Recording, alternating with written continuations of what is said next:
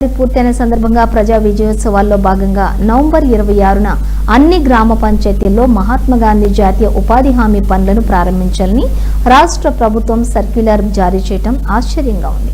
గ్రామాల్లో కొనసాగుతున్న జాతీయ ఉపాధి హామీ పథకం పనులకు 90% నిధులిస్తోంది. ప్రధానమంత్రి నరేంద్ర మోదీ ఆధ్వర్యంలోని కేంద్ర ప్రభుత్వమే గ్రామాల్లోని మొక్కల పెంపకం, రైతు వేదికలు, వైకుంఠధామాలు, రోడ్ల నిర్మాణం వంటివన్నీ కూడా కేంద్రం ఇస్తోందన్న ఉపాధి హామీ పథకం నిధులతో జరుగుతున్నవి.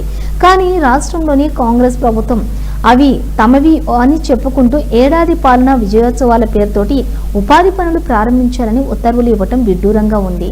సొమ్ము కేంద్రానిదైతే సోకు రాష్ట్ర ప్రభుత్వం చేసుకుంటున్నట్లుగా కాంగ్రెస్ తీరు ఉంది.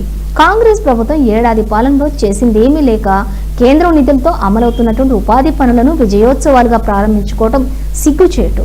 కాంగ్రెస్ ప్రభుత్వానికి ఏమాత్రం చిత్తశుద్ధి ఉన్నా ఉపాధి హామీ పథకం పనులు ప్రారంభం సందర్భంగా ఏర్పాటు చేసే కార్యక్రమాల్లో తప్పనిసరిగా ప్రధానమంత్రి నరేంద్ర మోదీ ఫోటో ప్రదర్శించాలి.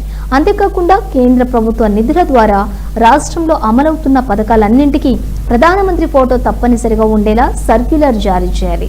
తద్వారా రాష్ట్ర ప్రభుత్వం తన నిజాయితీని నిరూపించుకోవాలి. లేని పక్షంలో కాంగ్రెస్ పార్టీ మోసాలను ప్రజాక్షేత్రంలో అడుగడుగున ఎండగడతామని ఈ సందర్భంగా హెచ్చరిస్తున్నారు.